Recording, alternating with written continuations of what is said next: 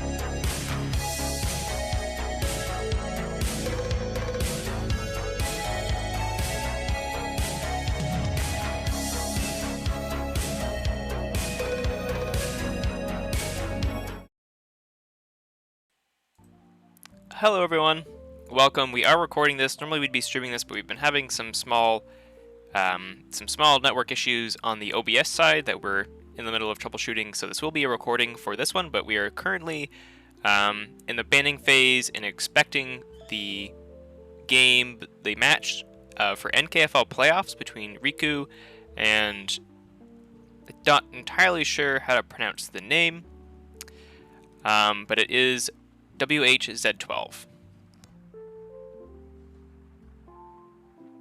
Yep, and this is an NKFL playoff, so we're going to see some really top-tier Hexad here. We're also happy to support our teammate Riku by getting his game on stream. Always excited to see him play. Yeah, no, he's been a great teammate for a long time, so I'll be curious to see what he's going to be doing at a premier level here. So I've switched over the scene. I don't have the Dexter Keyforge links right with me, but we do have here the 6 decks of Riku and the 6 decks of WHZ12. I know there is a more proper because on the NKFL Discord they do have some other thing, but I'd have to go check that. I can check that as for Whz12. And so for Riku, we have Isla R. Omnidoom Jr., Lazaro J. Il Piamato, the competitive rookie, Raja Belabev, the irascible barkeep, great name, Adriel Curiosa de la Biblioteca, as well as Left Killam Yarborough Fairway Athlete. So those are Rico's 6 decks, and for WSA12, we've got Christoph Lowrider Wherever Cage. That's a fun name. We have the Lady of Barb Turn. And we also have Brutus, Tireless Chamber Queen. It's also an enjoyable name. And we have Aurelius of Flowerland Tavern, Jones, the War Boss of Inkworth, and E.G. Jonsgore of the Mossy Garden. So a whole bunch of good names in these lists. Quick technical question. Is there a way for me to see your screen as you talk without causing massive lag? Well, luckily we're not streaming, so bandwidth should not be an issue. Because I'm having some issues getting to the decks and stuff. I know Riku's kind of by heart, but you should see my whole screen now, Karen. I've shared that with you. That is great. Thank you so much. And like I said, we're recording this one, so normally bandwidth would be a mild concern, but not this time. Great. I just went through this. Is well, normally I would look at the Twitch screen. Yes, no, and we can't do that today. So obviously I know you're more familiar with Riku's deck list than I am, and we're sort of waiting to hear back on bans, because I'm sure some of these will not be, making their appearance here today. Only 3 of them will. I'm telling Riku that we are ready to go. They entered their banning phase about 5 minutes ago, so they should be popping out of that pretty soon.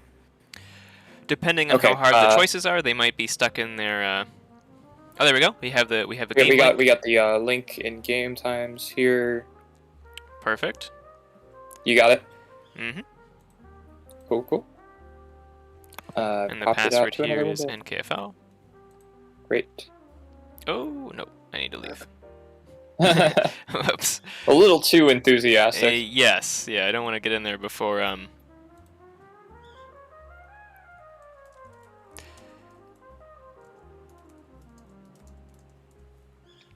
So we'll wait for that to appear. Before we have that, we have the NKFL Season 17 document up. We are currently in the playoffs between Gold Beta and Gold Alpha to see who is the top dog of the Gold Division, the final winner of the NKFL. Whz12 finished second behind Zeramis in the Gold Beta Division with 8 wins, 7 losses, with a key difference of 1. And Riku finished in first place in Gold Alpha with 12 wins, 3 losses. A very dominant performance in Gold Alpha. Not at all a small feat.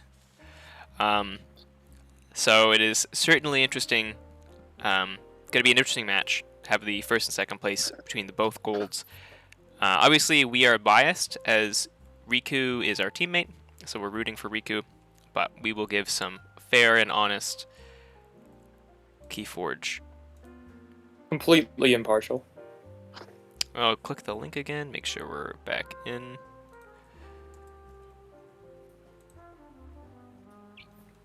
Perfect, we can start. Great. Okay. So Riku's playing in Adriel. This deck is kind of all about the board in certain ways here. Let me pull it up on my own my Crucible as well, just so I have a Yep. better And I'll view and pull can fish around. the deck lists up here. Deck lists seem hidden to me, or it could just be. There we go. It's taking a second to load. So there we go. We've got the deck list showing up quickly on here. Oh, our faces are in the way. So they're asking if they can start. Yep, and they should be going. Or Ooh. is it not up? Yeah, there we go. Okay, so yeah, I see an eclectic inquiry. Yep, Okay. so Riku is going first. They've led off with an eclectic inquiry to archive the top 2 cards of their deck, and I think it's usually a pretty decent start. I'll take that as a first turn any day. Mm-hmm. So interesting thing about Adriel is like I've managed to in testing like take out this deck with things that have like super heavy C. It does not have artifact control, so that 8-inch jar that's coming down is going to be a big deal. 8-inch jar is going to prevent Barrister Joya, which is in duplicate, one of which is enhanced, so it's not a bad hit, but Riku's Logos is uninhibited.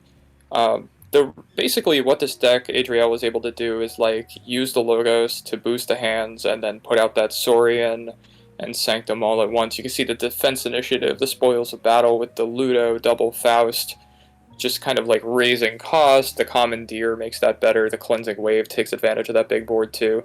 So Adriel's going to be trying to board versus Brutus here. Brutus here, double Stirring Grave, double Dark Minion. They'll have to be careful with those minions against the Cleansing Wave. The same with the Diametric Charge. They're going to be careful how they do that splash damage.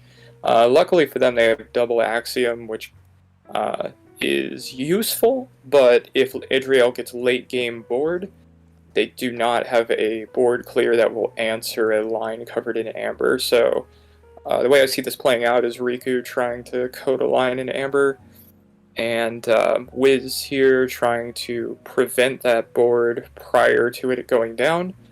Do we have a do you have the DOK count for Brutus? How many pips we're talking here? It doesn't seem many, but we do have triple Shricks. I don't. Double Diametric. I don't.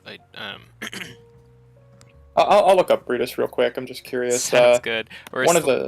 Just due to the technical issues, we're slightly less organized than we normally are. But I do also want to point out a Logos Maverick Inspector there, which is really, really cool over there on Riku's side. Riku has certainly established a good Logos board already. Yeah, so a little bit on Brutus here. We're looking at 19 creature control. That being said, about 7 of that is wrapped up into Axiom. Standardized testing is going to be good. Gleeful Mayhem is good. Whale is good. The charges are less vital here. Riku will have to be careful around the Beware the Eyes with what he puts in the middle. But we're looking at 20 expected amber with 10 pips here for Brutus, which is actually, as far as I can see, can play into that long-term game plan of Adriel here. But again, it really, as far as I can see, it really is about establishing that board versus trying to prevent that. For sure. And, Wiz has a really good standardized testing there, taking out the majority of the board. Obviously, Inspector, Persian Infomorph, which I don't believe was enhanced, so I don't think they're going to be too sad. Oh, it hasn't. Actually, never mind. It was enhanced with the Capture Pip. But I doubt they're going to be too sad to see that Infomorph necessarily gone. Yeah, Infomorph is not the thing that Riku's going to be crying about. A Faust would be bad. The best case scenario for him would have been a Joya, but... Yes, and the Logical there does discard one of the Dark Minions, so the one less decision point for Wiz on how they're going to play around that Cleansing Wave. Alright, so the Curiosaurus comes down, which is absolutely massive for Riku. Neither player here has artifact control, so Riku just needs to get the line going, get the amber on it. We see the Spoils of Battle come down, which is going to, be protected by that Curia. It's going to prevent the Axiom of Grisk from doing anything. So we're already starting to see like a complete kind of key negation via capture. It seems a very favorable matchup. It's going to take a lot of careful fighting and like destruction decision making on Wiz's part here. Okay, Sacrifiends fights and steals in the process, killing Faust, transfers 1 amber on, Dominator Bauble comes down. Again, no artifact control in either deck, so that's going to be completely relevant here. Stirring Grave is going to archive Shricks for Wiz there, but Riku still does get the key which is a and big piece has... of tempo here. Yeah, it's a massive piece of tempo. One thing that Riku should be very careful of, he's gonna not want to kill that Quixo, pretty much regardless, just to make sure that the Curia is still doing work for him. It's very, very important that that continues to do work. Commandeer is going to come down to just do more capturing. Master of the Gray, again, Amber on your creatures would normally be a hazard, but in this case, it's really ideal for Riku, guarding against that double Axiom. And very interestingly, like, the one creature on Wiz's side has Skirmish, so he can't fight it off. He'll have to use a Destruction effect to get it, which is good for Riku. Absolutely. Absolutely. I think this is going to be certainly going to be a very interesting match. I'm trying to think of, like, the outs that Wiz has to get back in this. Well, I mean, one of the things is that, I mean, certainly there's a lot of doubled up amber on the BQ's creatures, so all that amber is not necessarily entirely safe from the Curia, which is unfortunate, but better than being in the opponent's pool right now. Right. We're going to see that Quixo used in Dis here. Fighting that Nymphomorph, which is what Riku wants. Right. So, yeah, one amber to the pool, another onto Quixo. Yep, Whale of Damned gets Master of the Gray. That's a big kill. The Master of the Gray in Edriel is one of the most potent threats that the deck has, actually. Especially against a MM deck, where you know the pips are going to be, really hanging out. Yeah, Brutus doesn't have a ton of pips. It's not really the core of the deck, but even something as small as that, like Drekker damage enhancement, it's not super relevant here due to the armor, but it's still, preventing an effect from going off. I hope we get more cards like Master of the Gray. I think it's a really, well-designed card to combat some of the more degenerate stuff. Yeah, I think it's certainly, just Pip Rush, just like generic Pip Rush, or also the MM Pip Spam is also just, it's a nice answer to some of the stuff that doesn't currently have a ton of ways to be answered properly. And there goes the Dav comes down. Mm-hmm. Jar is down, Dav is down. That's going to be a big hit for Wiz playing here. The getting more effective power on the board is absolutely vital at this juncture. Yeah, and also on top of that, they got it. They got both their Eden Star and Dav top half the deck. I'm sure they're very, very happy to see that. And they discard Axiom because that's not going to do anything. Yeah, Axiom just isn't going to do anything in this game, but Curia is going to be working for both players here. It could be an interesting decision of is Axiom worth 2 chains for a ward? Is it worth warding either the Shrix or worth warding the Faust? Yeah, both players seem to be making the collective decision here. How do I say that? They're willing to put 1 amber on their Faust and say, "Go ahead, kill it. Now it's on yours." And that seems to be worth it instead of the ward. Or, maybe not in lieu of it. Like, if Riku gets a defense initiative, obviously he'll play it, but they seem to be like, fine, go ahead, kill it. Like, I'm good with the Amber exchange. Yep, absolutely. But it seems like the decks have, relatively kind of identical kind of game plans at this point. We're looking at 17 creatures in Brutus with a relatively low effective power. Like, if it's going to become about fighting, Adriel is going to be able to do the fighting more effectively, I think. Yep. But we are seeing some significant number of creatures come down here. This is going to become very highly tactical here, because both players really need to be thinking about key cost and Curia, and whether they want Faust dead or alive. And, yeah, the Curia here is absolutely gonna cause some real mental tax on both these players, especially in game 1. Yeah, question is it at all possible that the Curia was a better discard? I don't think so from Riku's perspective, but it's just something that occurred to me that, like, man, both decks can really use this. Yeah, I think one of those things where I think it's probably a worthwhile just because Riku has the spoils of battle. Lethal Some Not to cut you off, just seeing what we've lost here via the Lethalogica.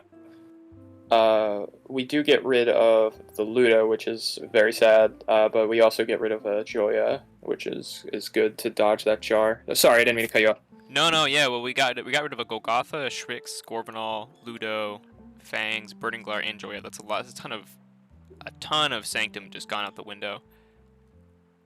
Yeah, we're seeing some significant movement in logos here too. Like I said, the creature, the effective power in Edriel can start to take this over if the axioms are going to become completely useless. Yeah. Yeah, their major. But you were going to say. Go ahead. About the. No. You were going to say about the choice with Kyria. Yeah, I think Riku has enough to sort of allow them to double up some of the Amber. Like they've got the Chant of Hubris. They have Spoils of Battle and stuff like that, where I think they actually probably can do a decent job of dumbing up the Amber on, sort of reducing their ones to just one Amber on them, and then having transferring that over to Whz, better than Whz can. Yeah. And especially since they were already when they dropped Kyria, they were already ahead on board with Amber captured. Right. So in terms of just tempo at that point, no amount of board control was going to get that 6 Amber back for Whz. That's absolutely correct. We see though again Whz fighting back hard here though with the big Logos turn. Basically, they've both been firing Logos. How good is this Forge compiler right now? Whatever Riku puts down is going to get warded here if he decides to let the key pass. Which, with the Forge compiler down, I'd be probably pretty happy as long as I can get some important creatures warded. Right. Now, there's a lot of the important Sanctum did get discarded, but has been reshuffled. Squire's going to fight Vellum. Cleansing Wave is very, very good here. That's very good. Amber Heart, which is a really nice card. That, yeah, and this is going to get, everything's going to get warded. Yeah, I think that's... With a check. Yeah. So they can take them off check fairly easily. All they have to do is put something next to the Titan Guardian.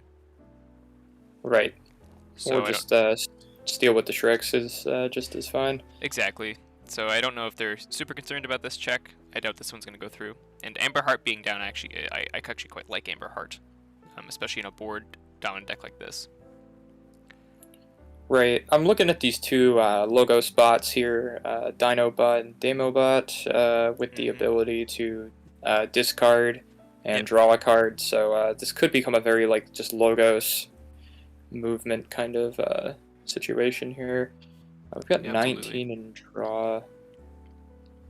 The thing I like about Edriel is it's not waiting for an encoder or a DAV. It's just the Logos.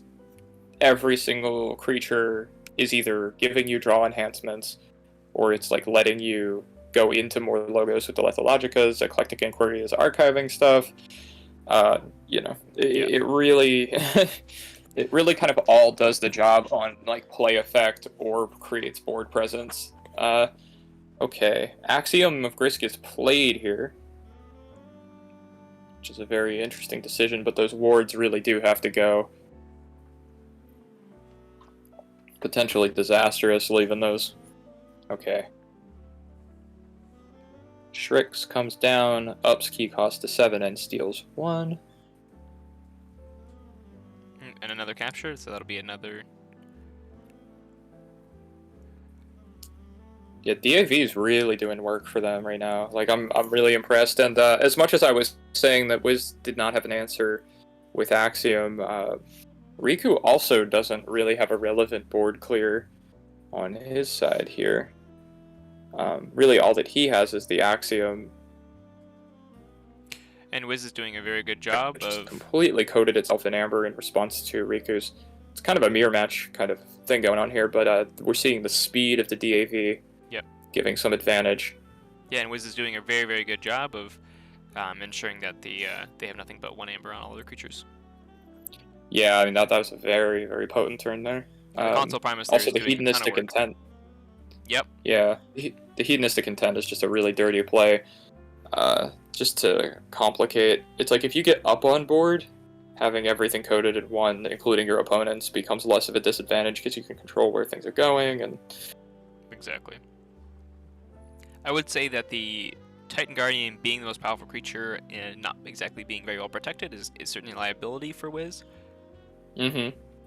If Riku does decide to start moving a bit more aggressively on that. Yeah, I mean he's gonna have to do something to combat this board because Shrix's reaping and stealing each turn is gonna become a lot for Edriel's. Like Edriel's Amber control is very strong, but it is like limited due to the fact that it's mass mutation, basically, right? Like, Yeah, it's a lot of capture. Right. Which just if they're stealing, the delta just is not equivalent. Yeah. Right, capturing does not necessarily advance your own game plan compared to what the Shrixes are able to do. Yeah, it seems like at least FFG has decided that like the delta is like capture 3 is worth steal 1. They have decided that on with Looter Pillage. Looter Pillage, also the Unfathomable dude that captures. Oh yes. Yes, they also right. made the decision prior to that, though, in Mass Mutation with the Ambassador Leo. Yeah. Because the abilities are like Steal 1 or Capture 3, or, you know, this. We see another Axiom played here, both players absolutely desperate for creature control. You know, I also think fascinating. on that case, I do think it's fairly worthwhile to get a little bit more rewards down on something like the Console Primus, which is going to control that flow of Amber really well. Whz does Forge here, which is going to be that's going to be very tricky for Riku to control this board from then on. Yeah. Clever play, though. He needed one of those Shrixes dead, so he's using the Chant of Hubris to get it clear and then hitting it with the Axiom. But we're still looking at, like, that library is going to move one of the Ambers off of Shrix or Titan Engineer. Just the amount of Amber Rush here with this board is pretty potent. You know, I gotta say, like, I mean, you know, I'll eat my words here in terms of earlier, like, the effective power of this deck is far more than what DOK is representing. Not just due to the DAV, though. It's actually, it's kind of fascinating, right? Like, because the Shrixes aren't necessarily fighting. Okay, so what's happening in the effective power on DOK is it's giving quite a big minus via Axiom of Grisk in towards its effective power. But that's not really represented in the deck due to how well placed the cap enhancements and also just like captures in general. So the real question is Whz has presented check for 3rd key here. Okay, Commandeer does come down as an answer. We've got Gorgonol, which is going to be important. It's nice seeing Gorgonol back after it was discarded earlier from that Lithologica. We missed Gorgonol. Master of the Grey comes down, that's actually pretty big. Riku up on creatures again, which is really just like, it seems to be everything in this in terms of tempo. Squire. Yes. The 1k down already, though, certainly will hurt. The Spoils of Battle has not been seen rolling back around, though. That could be a really big swing here if Riku's able to draw back into Spoils. Yeah, that would basically reset them both. Still stand by that Edriel should have some degree of board inevitability, but I was really underestimating the reap effect of a 5-power Shrix with the Polyosaurus library. Yeah, and I think especially on Riku's side, they don't have any good answers to a 5-power Shrix. Yeah, they really don't. If only good fight here. Yeah, they both should have brought Worlds Collide Brabnar. They could have had an 8-power, 1-armor creature. Yep, that's all you need. So Wiz goes to 11 here. Shout out to Shout out to Amber Medes. Mees. Yeah, if you haven't seen that video yet. Yeah, it's such a good Here's a video about. Yeah, this looks pretty grim for Riku here. Even if you have the spoils, yeah, you're just gonna see a repeat of the last turn. Yeah, unless Okay, you have some way Logos to is clear the this call. board, which we know they do not. And they're going into Right. Logos, so obviously they don't have spoils. Yeah, so that'll be game actually. Yeah. In Logos, there's no answer. Yeah. Yeah.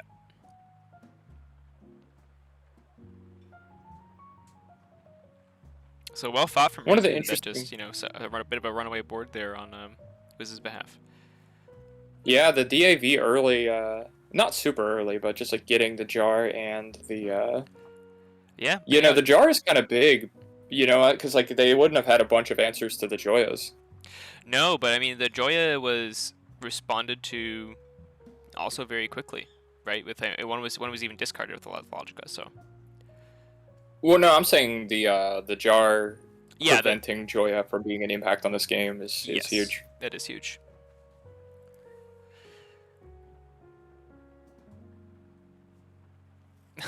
Cool. Okay, that's game one. That is game one. Well played to Wiz. That is certainly a very tough win, and well done.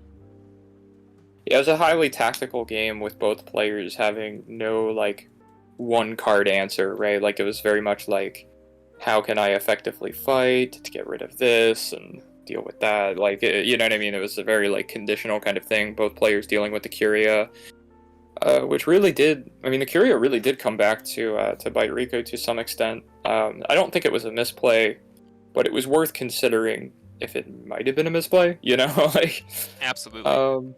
I mean, absolutely. That's going to be something where Riku's going to have to, you know, scrub through the VOD to see how much of that Amber tempo was lost due to Kyria. I have a feeling it won't be much, because the creatures that are on the board right now on Wiz's side and Riku's side, for the most part, have been on the board since the game started. Yeah. Right. One thing that was really interesting. A ton of movement there between the creatures as they've been going across the board. I think there's more than you might expect, but it didn't have massive impact because they weren't killing each other's largest creature very much. And a lot of the time the power was tied, so they were able to spread that pretty well. They both had like ways to spread it, so it wasn't like... But we did see quite a lot of Amber transferred via Curia. Yeah, that is certainly fair. I mean, it's one of those things, though, where a lot of it was, at the most, it was doubled up. Very few of it with 3 Amber, so the Amber didn't necessarily really go into anyone's pool. Sort of just hung in limbo. Right. Yeah. So where are we going to see... We're going to see Riku go to Raja, I think? So this match says no one. Okay. Okay, while they reset that up, I can talk about Raja for a second. Raja, we're dealing with a really good Ultra Grav deck. Essentially, the Ultra Gravitron, you got a nice counter to some Amber Rush with EP, but basically, the Logos is going to set up the Untamed with a big Dark Harbinger turn with the Song of the Wild, Lost in the Woods, Rapid Evolution, and also Resurgence.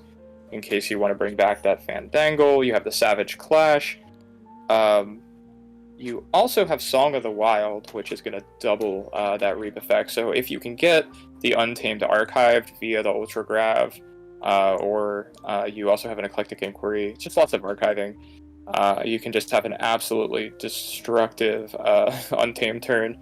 The Shadows is, I think it's very good, but it is also just like basically complementary, right? Like it's got Borrow to deal with artifacts a little bit, Nithing, Double Rad Penny. So if you happen to archive the Shadows, if you're behind, you can have it. Basically, like if you archive the Shadows, you're playing a little bit of defense. If you're archiving the Untamed, you're playing a lot of offense.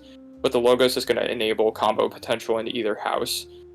Finishing Blow and Lights Out are just plus cards in addition, so it's Perplexing. So it's just a kind of plus deck all around. Alone, you know, you can also Resurgence back that Ultra Gravitron if you so please. You know, wouldn't be bad. Though I don't think, is Grav a mutant?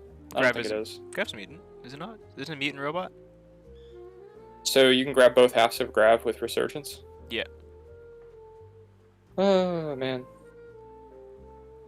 Like That's, they're all mutants, right? All the Gigantics are mutants?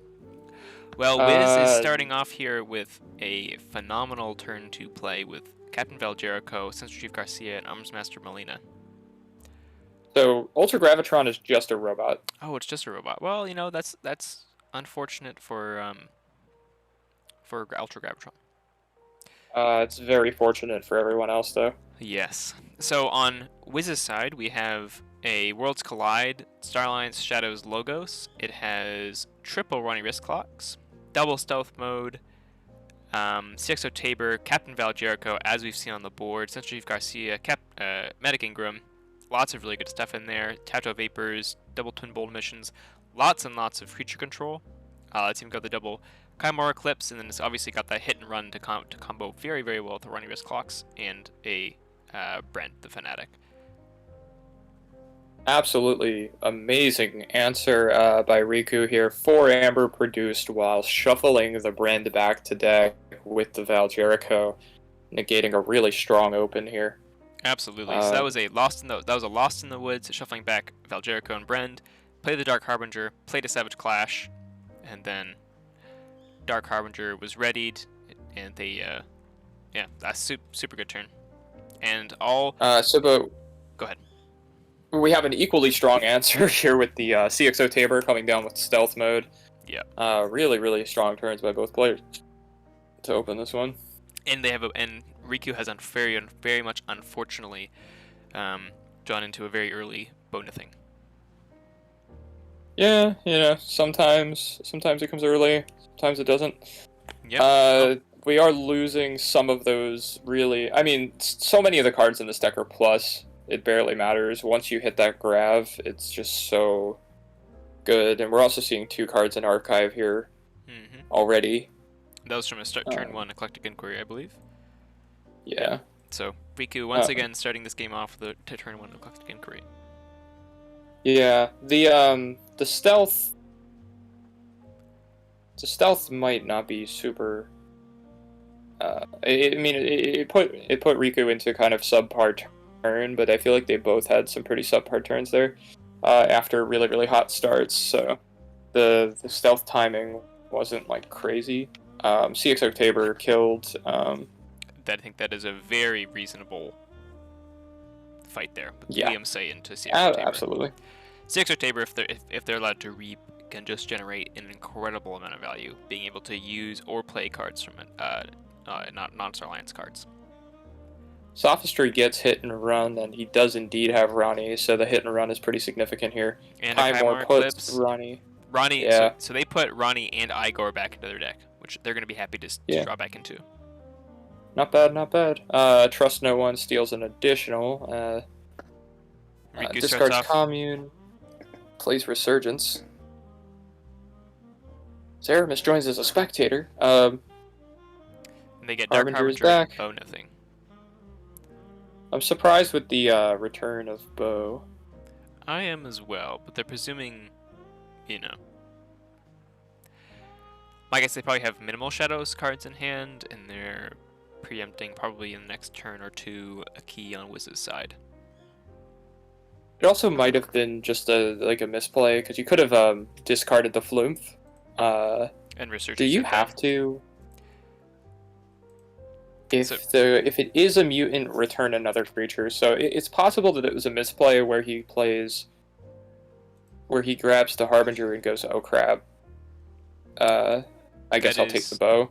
Yeah, that is very realistic. That certainly could be the case. I've certainly done that. You do forget sometimes that it's that's not a May on mutants. Same with sometimes I've done on regrowth that it is not a May on regrowth. Right. So group think tank. Oh yeah, Mutation of Cunning. Yep. So Wiz forgot about Mutation of Cunning there into the Dark Harbinger, which does give it elusive till the end of turn. Good use by Riku. It's always really nerve-wracking to play against a Harbinger deck for that reason. Yep. So Reassembling Automaton comes down, and so does Crazy Killing Machine. with 2 shared houses among Riku and Whz. That Crazy Killing Machine can very well get some good value. Yeah, it's amazing how good that card gets when you have a bunch of houses in common. It's just like, Riku's gonna play EP. I think that's fair to get them off check. I don't know if they have much other small amber control for something like this. Yeah, I'll take it. You're also sitting at 0 amber with against that shadows, which is always nice. When you're a key up, at least. Yes, absolutely. And now, Riku, we know Riku has Bone Nothing in hand. Right. That's the downside. He has 5 cards in hand. One of them is Bone Nithing, which is useless. So you're hoping, like, I don't know, one of them is Grav or something. Yep. I'm imagining, they must not be drawing. My guess is they must not be drawing a good amount of shadows to warrant not giving them that tempo of that one key. Mm-hmm. And Wild Well, you can Wormhole always grabs just, Subtle Maul, which is that's a really nice play off of Wild Wormhole there. Yeah. Subtle Maul offering some very good disruption, especially in multiples. Flume fights Hapsis. I think that's a great target for it. Also, it's just so obvious, like, that Riku needs to resolve Ultra Gravitron, so having a chance to discard it is pretty big. Absolutely. Logos call from Whz here. I think we might see that Crazy Killing Machine come down.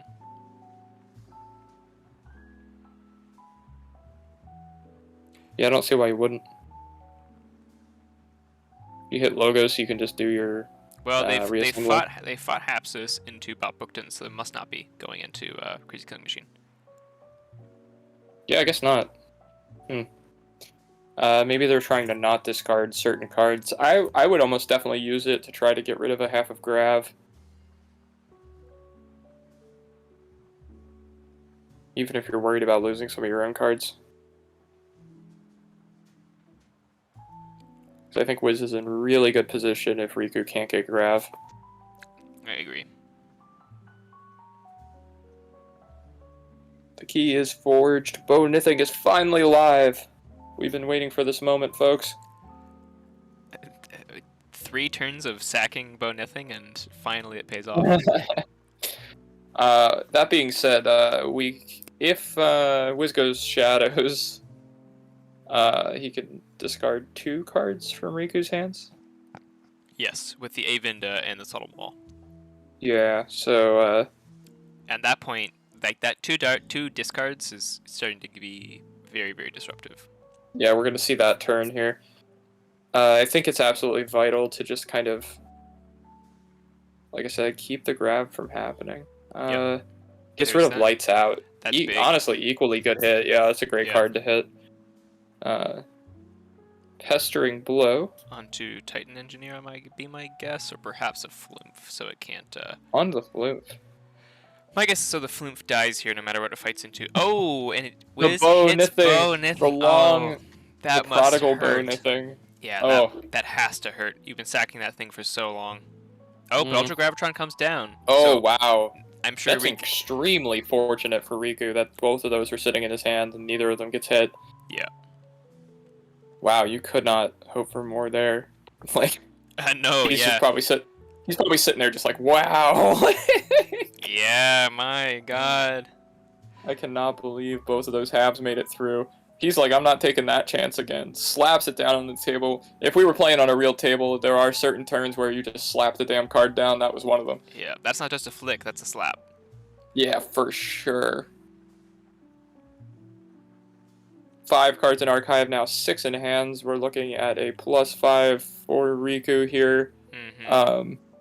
Amber roughly equal, so that tempo is going to come up huge. So it's probably going to be a big shadow. Man, that Crazy Killing Machine, an immediate answer to the Ultra Gravitron.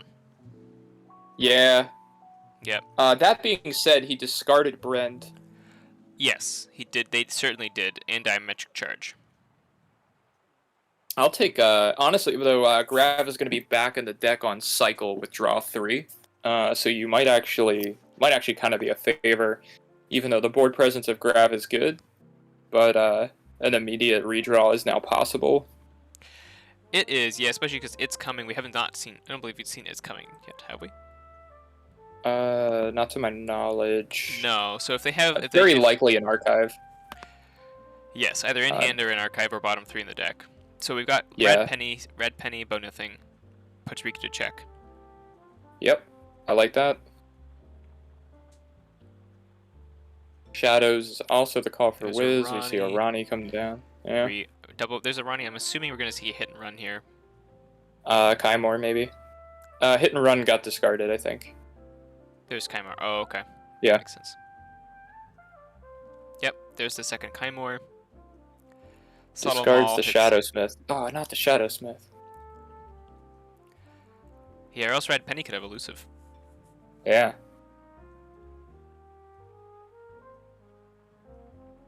Huge answers here. I mean, we are dealing that whatever's in that archive is going to become abundantly valuable. Depending on what things look like, I don't think it was actually, because we're so low in the deck, I don't even think it's going to be that messy in archive.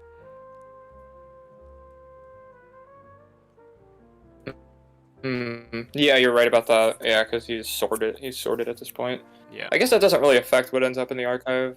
It does. It does. But you're gonna you're probably gonna have a higher percentage of 2 houses left in the deck.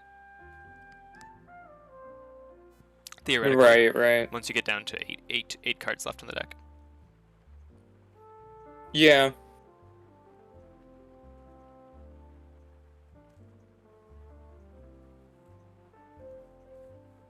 Not necessarily, but the odds are slightly better than if you just play Ultra Gravitron turn 2. Is that true? Sorry, I'm not trying to do the math in my head because it's like you can't actually change the cards in the deck, right? Like what you're changing with efficiency boosting, like hand shaping, is what's in your hand. Yes, but if you've played 10 cards of shadows at this point in the game, right? Then there's just less. There's just gonna be less in the deck. Yeah. No, you're right. Sorry, I'm just like thinking about it backwards because I'm like yeah, I guess that's right. It's not necessarily true, but you have a higher probability of having slightly cleaner archives. Yeah. No, I think you're right. Yeah. Have to ask Zoc to go through that on a Dataforge stream. Yeah.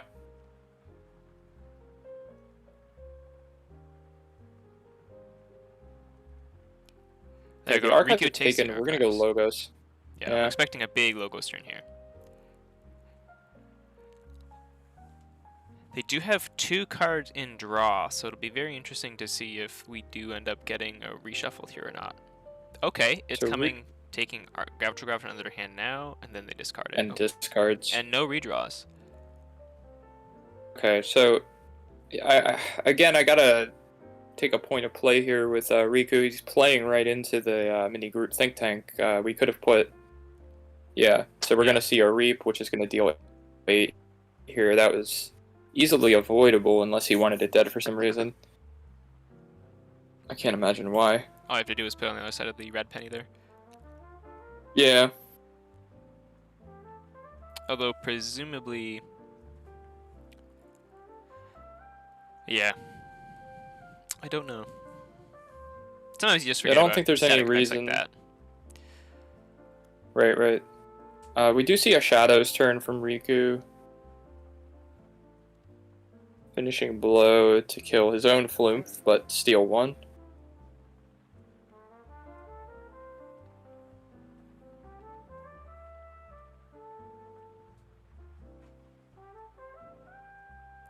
Red Penny Reaps. There's the Red Penny. Okay. Can we add another one to the deck? It's a big tempo swing here, honestly, though. Yep, and everything else notwithstanding. We also get the redraw here. The bow becomes so good in this deck. Now the Ronnie's, that was gonna say. Ronnie's got Kaimor Eclipsed, so. Yeah. Yep. That's. Yeah. Discards Gamgee. Yeah. I don't think you can necessarily do anything else there. You're gonna need some very fortunate redraws. Yeah. just the nature of the Chimera Eclipses getting both Ronnie Risk clocks back into their deck. Just yeah, they're gonna show up, and Riku just sort of had to hope they were in that bottom 5 and not their hand.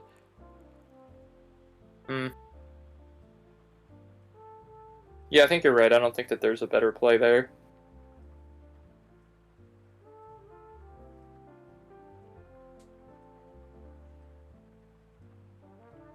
Because if you wait a turn to do something like that, then you're gonna guarantee the Ronnies are in their hand. Yeah, I mean you're right. Like it's totally the right call. It's just painful.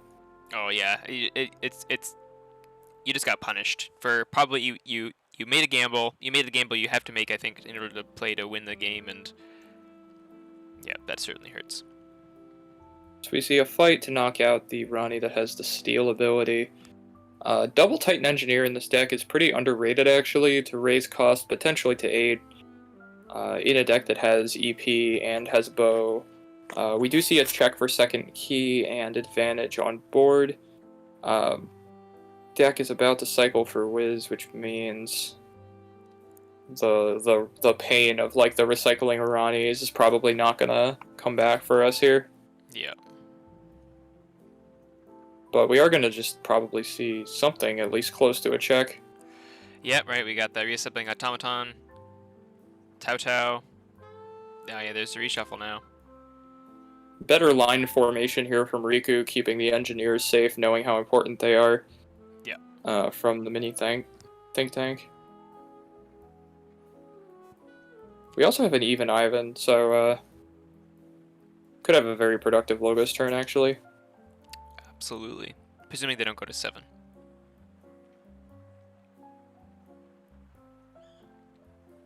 If they go to 7, that even Ivan does unfortunately get turned off. Well, it's a deck. The deck has EP, so you could even. Oh, perfect. Crazy Killing Machine discards Flume 6 or Tabor, and that destroys itself. Yep, that's a big thing. Crazy Killing Machine had a very unduly large impact on this game, actually. Yeah.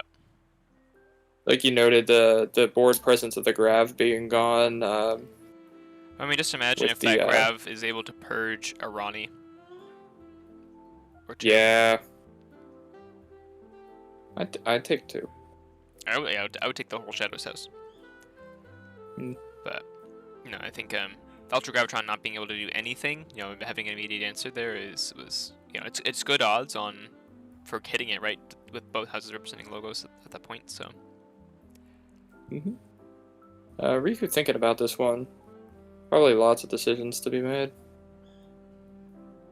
Unfortunately, he's like cycled.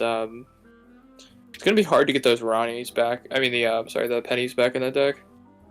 Yes, it certainly will.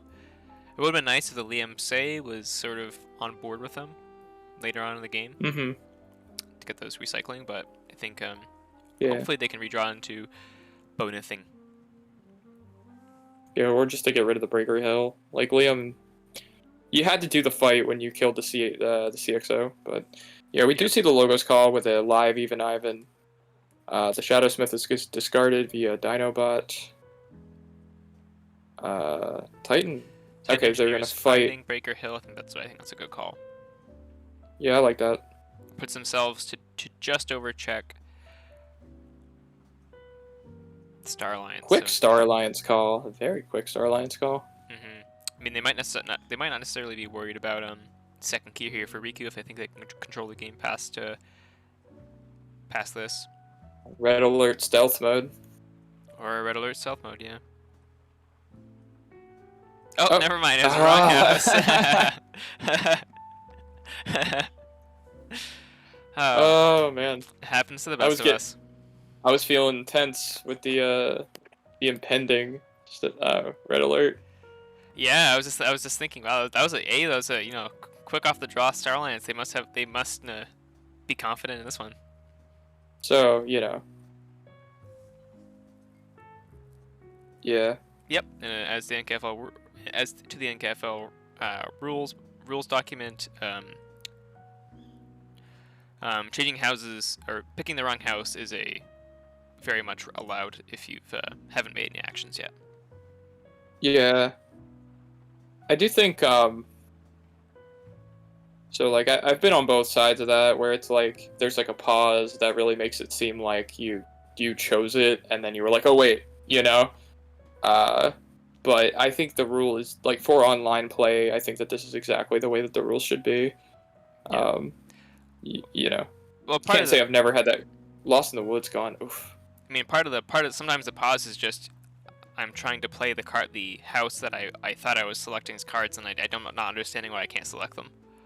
Oh, 100%. And you know, I'm just like sitting there like, oh, I can't I click this to play it, and then you realize, oh, right, I clicked the wrong house. Yeah. If we have a creature in logos, so we can answer this check in logos. There's also multiple answers in deck, but Riku's got to find one of them.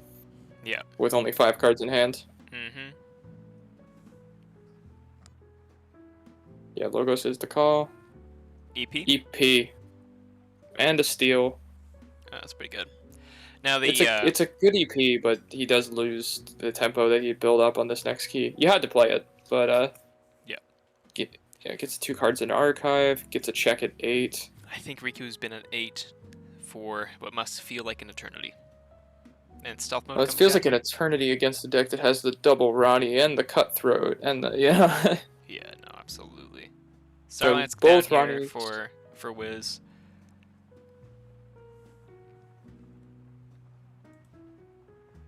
So there's still a third Ronnie lurking somewhere in the hand or deck.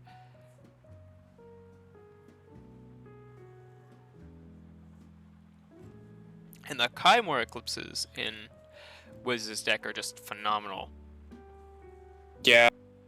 Like truly phenomenal for them. Taking rewards herself. See, very careful line formation here, leaving at least one Ronnie on the flank. Yep, and probably, oh, maybe not though, with the Nurse Soto. Yep, making sure the mini group think tank can't target their own creatures. Mm-hmm. Very, very careful line formation. Really, really good piloting from Whz. Pretty much across the board here in both games that we've seen. It's been very impressive. Discards red alert, so yeah, he opts not to use the red alert in order to keep the pennies out of deck, which is smart as far as I can see. Riku's paying for the chain here, but has 7 cards with the 2 in archive. And forges that key, which is big.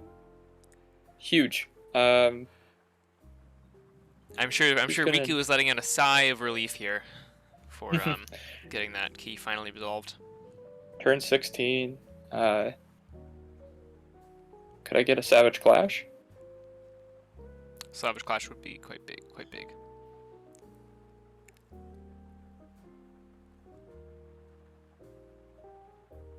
That does unfortunately leave one of your pennies alive and your Titan Engineers off the board, but I will leave them with only a Commander Chain and Ingram. Yeah, and the Automata. Yes, because the Automata won't die. Really is a sticky bastard, isn't it? But you don't really win that exchange with the Savage Clash, then maybe? I don't think so. I think your delta's smaller and you don't even get your answers back on deck with the red pennies. At least with even Ivan, you're threatening a steal 1. Yeah, it depends what else you're doing in the Logos turn. For sure. But in a vacuum, yeah. And Riku here taking a good chunk of time to think about what they've got here. They do have 2 cards in archives. So they might have, something like a bone thing. They do choose to go Logos, and they Logos again. Oh, they play It's Coming. Takes Ultra Grav. Takes Ultra Grav into the hand. Do we have it? We have Plays it. Ultra Grav. Oh man. Big. That's an absolutely massive turn from Riku. Playing it twice. We did mention it earlier, like getting it cycled in deck, the chance for 2 plays, it does have some value. You do have to cash into it via some luck, but... So Dinobot is going to be reaping with a discard there. Yeah, I was going to consider a fight on Commander Chan there, because you could check at 6, which is going to prevent some of like the deltas of the Ronnies and stuff. And I agree. Because right now, but he is going to gain another. Oh yeah, never mind then. Yeah. Maybe I go to 8 then, personally. Instead Yeah. of leaving the Chan. Because you can't do well, you have Garcia in Star Alliance, but if Garcia's there, he's gonna bounce it and be able to cover you to 10 anyway. Well, they I do. That fight did kill Titan Engineer. So right. perhaps that is part of the logic. No, for sure. Yeah, you're like you can't tax your own keys when you're trying to get cash in that last one. Yeah. I think that I like it. It's the only creature you could have fought and killed it, so it's not like, oh, he should have fought X or Y. It's just like, Run. yeah, I'm fine with it. We do see the Shadow's Call. Okay. Trust no one for 1 Amber. Pestering Blow. Enrages that incredibly productive Even Ivan. Yeah. And discards Reclaimed by Nature. Oof. Oh, and Riku never takes mind, the they win. won. GG. Yeah. So that's game 2 over to Riku. Wow. That was quite a comeback actually. 17 turn game. If you include the Key Forge step from Riku. Really patient Keyforge there. Yes, well played to both players. That was an absolute grind of a game, and certainly lots of minutia in the decisions there. Yeah, I thought the redraw of the grab was going to be the thing that allowed him to swing it, but Wiz just couldn't cover that check there, or at least cover it in a productive turn. Yes. Okay. We're looking at the 3rd game here.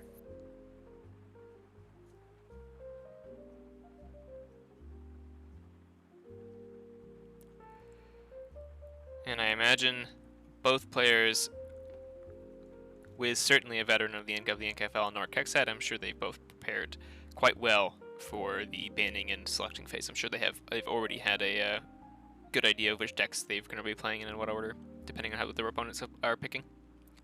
Well, I mean, they've certainly put themselves in positions with like winnable mashups on both sides. Like you can tell that that has been achieved by both players. Absolutely. Nothing extremely lopsided. Here, that 3rd game is where the choice becomes the most relevant, in my opinion. Absolutely. Where it's just like, okay, we each know that we only have 2. The amount of options are just so much lower. This one's for all the marbles. Oh, all the marbles. Yeah, not just some of them, all of them.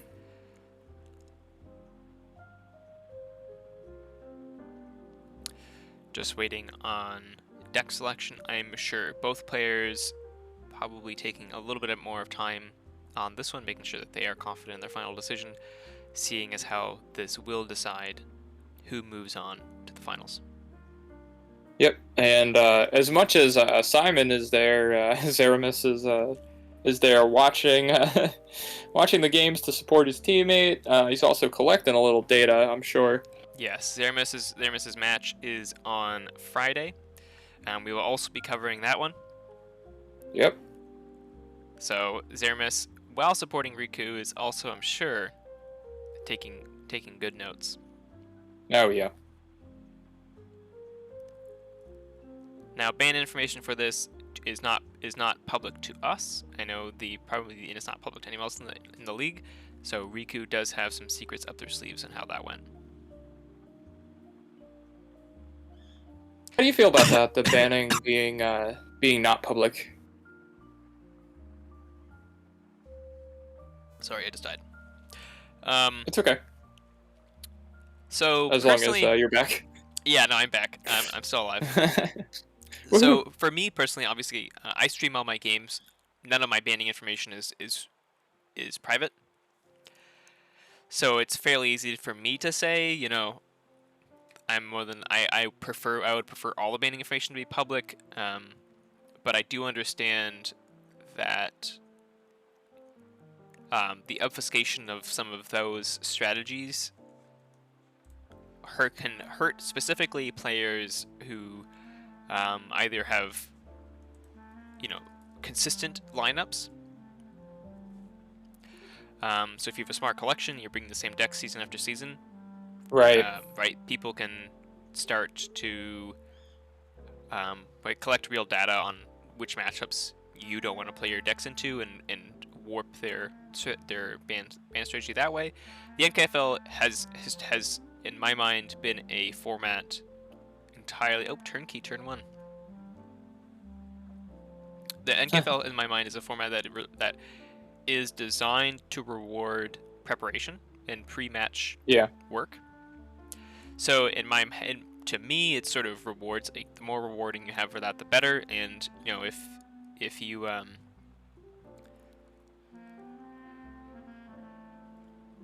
if you're smart in your bannings, even if you do have the ones over and over season, I think it's reasonable that you should still be able to put yourself into good positions. For what to do. And so for the decks for this match, we have Kristoff, Lowrider, Wherever Cage from Whz, which is a quad Nithing, double Red Penny deck, double Seeker Needle, double Citizen Strix. This thing is going to steal your house, your social insurance number, your social security number. It is going to take everything from you with completely unapologetically. And on the opposite side, we have the competitive rookie from Riku, which is a deck that I have called the most frustrating deck in the world to play against. Also, one of those Bone Nithings apparently has 3 damage enhancements. No big deal. That is one of the most productive Bone Nithings I have ever seen. Especially, yeah, it's the most productive I've ever seen without a key forged by your opponent. But the competitive rookie does this kind of amazing thing where the Pincerators become super relevant. So like it has one Pincerator, but it just starts cycling its Rad Pennies, and then like that damage gets relevant, and then it starts like using the Ludo to kill its own stuff that it like captured the Amber onto. So he'll like capture 3 Amber onto a Rad Penny with Ludo on the board to cycle the Rad Penny back, get rid of the Amber. And double Essence Scale there too to recycle the Red Pennies and clear off Amber from the Ludos. It's an incredibly dirty deck, and also, it has a Johnny Longfingers to turn all of those mutants into steals. There's a bit of a mirror match going on here, and again, it really is a credit to the players that like all 3 of these games have looked to some extent like mirror matches. Kind of fascinating, actually. We're seeing that maybe this like kind of deck, something that can really continually have good answers at the end of the game. It's not a surprise that Bone Nithing is good, but just seeing, that kind of heavy steel, to some degree heavy artifact setup here. The Pincerator comes down. Yeah, that's absolutely huge for Riku. Do we have artifact control? So we have no artifact control in Kristoff's deck, which is actually absolutely massive for Riku here. Yeah. Riku also does not have R, so we're seeing, just like our first game, very, very important artifacts with no R on either side. I'd say that Riku's deck, the rookie, becomes its best self, like, once everything is set up with the artifacts. Like, it's just every turn becomes so good because the artifacts are always good. The hands are kind of always good. So it really is all about just kind of biding its time until it can do its setup. We see Keyforged, 1 Keyforge for Riku here. Really, really nice play again by Whz with this line formation. Just absolute clean play. As before, getting the 1 armor Octavias on the flanks to make Pincerator irrelevant for the moment, at least. Absolutely, and not only that, but a fairly formidable Sorry lineup over there with the Libero Polysaurus to make good use of that Amber coming off of those Cornerstone Octavias. We do have a Stomp going down onto Cornerstone Octavia, being finished off by that 1 damage pit on the Ludo. But where the Ides nukes the... Yeah, so let's talk about that turn. That was amazing, right? So first of all, we're looking at a Stomp. Then the 1 damage enhancement is used to kill the rest of the Octavia. Pincerator would have taken care of that, but no. Riku decides, bam, I want that dead. Then that gives you an odd number of creatures. Beware the Ides, captures an Amber, and kills a creature. Huge tempo swing on board without using that gateway. That's going to be a big thing. Like, I think the more delta that Riku can get on that gateway, the better. Yep, and we see a very nice Saurian turn here again with Citizen Strix coming down with a capture pip on it. We see a stomp as well to clear off the Ludo. Library Apollosaurus taking off the Exalt off that Strix, so that's not a problem. Gateway Okay, here, so though. reduced. Yeah, so that gateway. Oh, very, very good. So, yeah, Anguish is going to get that damage. Shrix is going to come down to steal Oof, one. nice. And So also he's going to Foppa attack this Pierce. key. Exactly. Yeah. And then there we go. We've got that Imperial Road there doing so much work for Riku. Yeah, each one of the artifacts in this deck is so dangerous. Anguish just being able. Mindfire hits Mind old Fire. Bruno, which is going to be big. Yes and no. I mean, old Bruno is really good here, but hitting something with a pip, like the no steal on Mindfire, I think is really big actually. Yes, I agree. Because if Riku can stay up on Amber while the artifacts are being set up, like we're mostly there, right? But like, while all of that setup is happening, the longer that, how do I say? Like, the longer that he has up on tempo, that's just going to make that crackback easier. That being said, as soon as he forges that second key, bad things are going to happen to him. Yes, because don't forget, there are 4 Bow Nithings over there on Wiz's side that have yet to be seen. Yeah, I think we've seen one.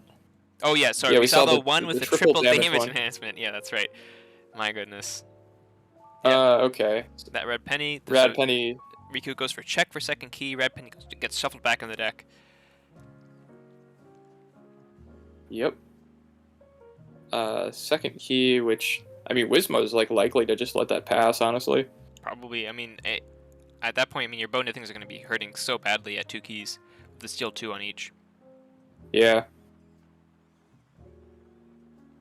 I mean, if you're Riku, you almost don't want to, Oh, there's Obsidian Forge too. And Essence Scale, yeah. I mean, if you're Riku, you almost don't want to be at 2 keys. Both decks with these extremely high value artifacts. Really, really good Amber control answers out of hand.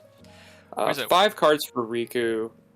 I think that gateway was necessary. I think so. But the gateway was also what allows it was a big tempo swing to get to that second key in the first place. Yeah, exactly. But we are feeling those chains now, I'm sure. And Ludo, Faust. 19% of Wiz's hand and deck are Bow Nithings.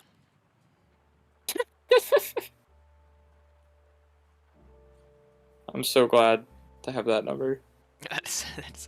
And the more non-shadows that Wiz plays right here, the higher that percentage is going to be, which I cannot imagine is fun to face.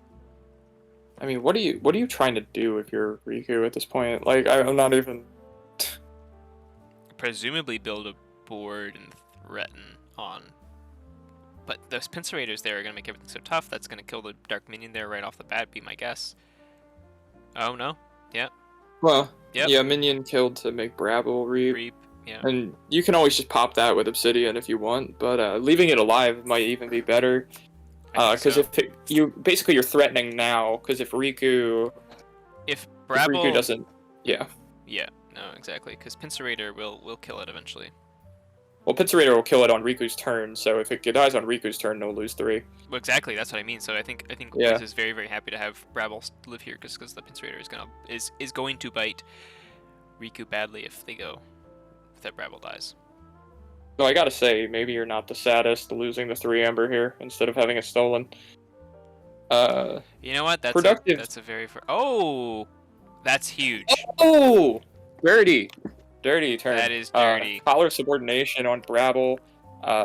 Makes Wiz lose 1, but he's sitting there with a hand full of Bow Nithings and a whole bunch of delicious Amber on Riku's side. That being said, Riku's done well to put himself up a key in tempo, which is absolutely vital here. If you're equal on keys, you're just absolutely doomed. I think one of the best things that you can do is just let him get him out of his system, and then just push again. Yeah, that's sort of. I mean, also you do have to be worried if they ever get to that third key state with Obsidian Forge, there being a very live key cheat. Yeah, especially with the essence scales. But I mean, board is clean right now, which makes Obsidian a lot harder to execute. For sure. And is that all the is that all the taxing gone from Riku at this point? I think so, right? That's Faust is gone. That is Waking Nightmare has been used, and so is Anguish. Yeah, so I mean, but we haven't seen Long Fingers yet, to my knowledge. Yes, that is Well, true. Long Fingers is incredibly high value. There is the Shadow's Call from Whz here. So presumably 1 to 2 of those bonus things are going to come out at least here. Best case scenario, maybe, for Riku is just, you just see all 3 of them now. I would think Steal so. the 5. Yep. That's, not... There's 1. 1. Steals 2. Because I gotta think that Riku has some pretty good crackback here with the Long Fingers. Because, like, he could potentially play Long Fingers and then have the double pennies stealing almost everything back. Okay, there's 1 Secret Needle onto the Ludo. Okay, that'll kill Ludo, which is really, really big. You cannot let Ludo live in Riku's deck, because all those cap enhancements just become completely negated Amber. Okay, so that's a check at 6 from Whz. 2 Bow Nithings left in deck. Quick disc call from Riku. Peel Road, we got the Bone Saw to kill that 1 Bow Nithing. Stirring Grave. We're gonna get back Ludo. Ludo, okay. Okay, so 1 Amber is captured off of Stirring Grave, which is going to keep Wiz off that second key. Riku doing nicely to manage the Bow Nithing threat here. Because as good as the bows are, they're not going to establish any board presence for the Forge. Yeah, exactly. Well, I also think it's interesting to get Ludo back there. Oof. Lights out, okay. Ludo is so high value in this deck because you have the Imperial Road and the Shadows has some cap enhancements. Yeah, that's so you can negate so much Amber here if you're Riku. What I'd love to see is a Shadows Call really using that Johnny Longfingers. You gotta think it's coming soon. Well, I mean, we haven't seen it, and there's only 10 cards left in deck. Yeah. And with 8 of them in there, I imagine that we're probably going to see it here. He's probably doing math right now to see, okay, if he has both bows, can I get around a check from both bows? Because now if you can steal enough and negate enough to have a high check, that could just lock the game. If you can go to 10, well, you want to go more than 10 because we know the red pennies are cycling back in there too. Yeah. All right, Monument to Ludo. So it is the Saurian turn that we see, so the key's likely going to go through here. And does not take Ludo. Yeah, so the game plan here is to use the Imperial Road. It's going to be Ludo's going to be higher value in this deck in Shadows than it is in Saurian. Funny enough. Yeah, fair. If it can't be dealt with, I guess that's very fair. Whoa, Maleficorn coming down. The reason it's so high value though in Shadows is like it has things that are small enough to kill with Pincerator. You capture onto them and you use it that turn, right? Like it's a play effect instead of a board state. Yeah. Double Doom is going to discard Johnny Longfingers. No. Oh my god. Oh, just very carefully set up response. Absolutely brutal hit. And I mean, we have to be there. We know there's at least 2 more Bow Nithings left. God, that's so rough. Oh man, if there's one card you didn't want hit. This is the time for the Shadows turn too. Ludo is put out. Yeah. There's a red penny. You have the rad pennies. And a Bow Nithing. He has his own bow. Yeah, so like that rad penny would have stolen 2 instead of 1. They do go to 7. I mean, I guess you can really hope that both Bow Nithings are in that draw too. Yeah, you negated all the amber there though. Yes, it's so all gone, yeah. Yeah, so like the turn is still very productive, but Johnny Longfingers is really high value there regardless. And plus on the reshuffle there, the red penny is less likely to be seen again. There's 1 bow. Yeah, there's 1 bow. Pretty happy to see them out though at this point. Yeah, I mean honestly, like seeing the second one would just be like, okay, cool. Like, Peace of That mind. being said, again with the mirror match kind of note here, right? Like, you're gonna see the bows probably cycled just due to Pincerator. Both decks are taking some advantage from Pincerator. Okay. And then are they gonna Secret Needle, splinter their own splinter? Secret Needle their own splinter? probably. That'd be my assumption. Oh, there's the second bow Nithing. And they will go to check Okay. here. That's sort of a best worst case scenario there. Yeah, for sure. And I think you do have the Monument to Ludo here, which is just moving to the common supply, right? Lucky Dice is going to prevent that damage from being dealt on Riku's turn, which means the bows are going to be alive. Mm-hmm. So have to be worried about Imperial Forge here. Sorry? Also have to be worried about Imperial Forge, or Obsidian Forge here. Yeah, I'm not incredibly afraid of of Obsidian Forge. It's like possible. They just need to get 2 or 3 more amber and then a few more creatures, and they're good to forge with the last key. It's going to be hard to do both here because Maleficorn is gone, and then you only have Brabble, Dark Minion, Cinder. It's like possible, but very unlikely, I think, actually. Ooh, Snarette is actually really nice. Yeah, Snarette is good. No damage pips are allowed there. Mm-hmm. A Stirring Grave. What does Stirring Grave get back? Bonithing. Bonithing. Great. Yeah, that's a big hit there. And Snarette here will actually be really, really, really good. Probably. Yeah, Snarette will do its thing. Do you do any shenanigans with the essence scales? I would say yes. Yeah. You reap there with Snarette, and then you essence scale with Snarette. No. All right. Yeah, I can live with that. I think that's that's fairly acceptable. Yeah, check would have been happier. But that's pretty good.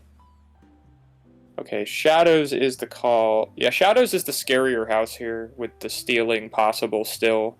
With the deck has now been shuffled, so we're looking at Rad Pennies and Bow Nithings again. We're also seeing profitable Seeker Needles, so even just Reap Seeker would be 8. Oh, but we're fighting the Prefectus Ludo. Yeah, so one fight I allows you to Seeker the Ludo, which is nice. I think that's about the same profitability, but you do lose one amber off of the Reap. Oh, okay. Yeah, so they're gonna do Seeker on both with 2 fights. Yep. Makes sense to me. Rad Pennies are gonna get cycled with the damage, but also with the Pincerator. And Seeker Needle there is gonna hit. The penny, yeah, it doesn't matter which one you hit because Alright, so we've got to check a 10. We know Bow Nithing is going to cover 2 of that. Shadows is a quick call from Riku. So it seems to me like they probably do have the answer. Okay, so we've got a steal with Citizen Tricks. Plays old Bruno. Very nice. Boss Zarek captures 2. Oh, man. Oh, baby, that's nice. Can I get a Bow Nithing with a cap enhancement? Wow. And a Rad Penny. And a Rad Penny to check at 7. Very nice. Oh, Board boy. is clear. Oh, Maleficorn is dealt with. Amazing turn there from Riku. Awesome. I told you, this deck, man, is so tilting to play against, because just when you think you have it, it does some shit like that, and you're like... Yeah, absolutely. Man, that old Bruno coming back. Yeah. Old Bruno coming back for some revenge. Again, that Longfinger's discard still kind of looming large there. Yes, absolutely. This game would look a lot different if Longfingers was on the board. Okay, so Saurian is the call for Whz playing Lowrider here. We have a Spoils of Battle that's possible. The big advantage that Riku has had in this matchup is he has a Ludo, and Whz does not. But we've got multiple ways for him to take Riku off of check here and stall for drawing more bows. It also puts some bodies on board potentially to make Obsidian more viable.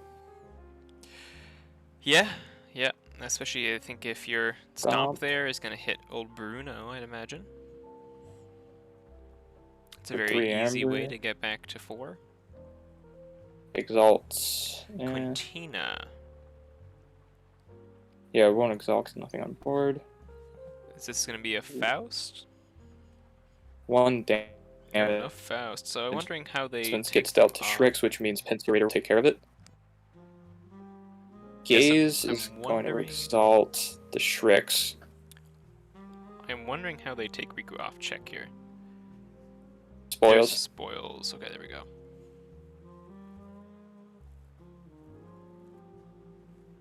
There's Library Polyosaurus. Oof. That's very nice. Okay, big answer from Wiz here. Does Riku's deck have one more? I think if there, I mean, you would like to say if there's one more answer, you're good, but you're really not with both, with 2 bows still in deck. Yeah. So I mean, Wiz's deck here very well might be taking the this one home just based their outgrinding with those quad bow Nithings and 2 red pennies. That's a lot to deal with when you're in late game. Yeah, the Obsidian is also looming very large now. Now it is very at well 9 alive. amber. Yeah. Yeah, 9 amber becomes very much alive, even with the low creature count in this. Yep. If they have any way to kill that boss Eric. Yeah, you basically have it. Mm-hmm.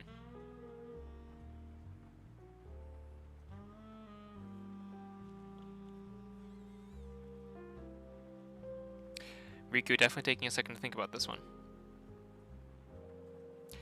Especially when you get to this late in the game, key cheats like that just, they do give some inevitability. Mm-hmm. I don't see how Riku could dig it out after that. It was a huge turn, a valiant effort in the last game here. We do have the Saurian Call.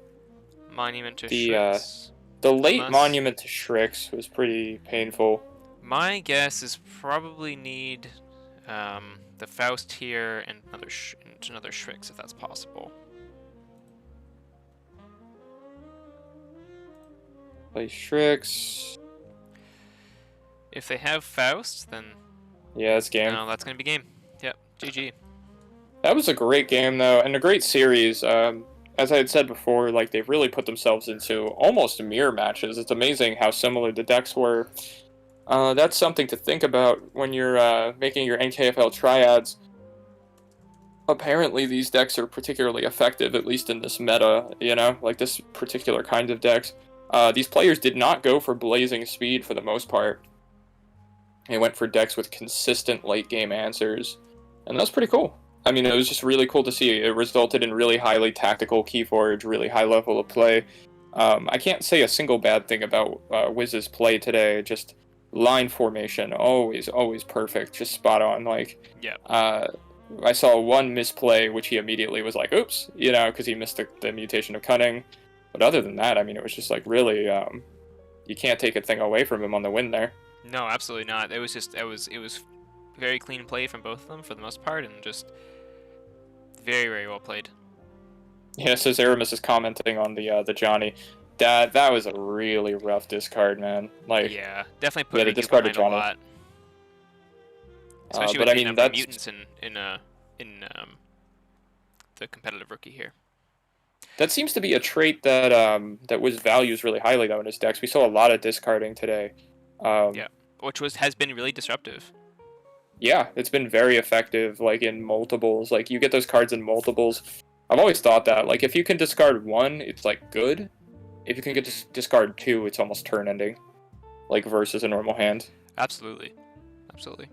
And so congratulations to Wiz on progressing to the finals for the NKFL Gold winners spot. They'll be facing off against the winner between Zeramis and their opponent on Friday. So, unfortunately, yes, Zeramis is pointing out. Unfortunately, Zeramis, if they win, will not be looking forward. Will not be able to look forward to facing their Swindle teammate in the finals of NKFL. However, Riku played very well with an absolutely valiant effort, and Wiz took home the win, honestly, and through great play of their own.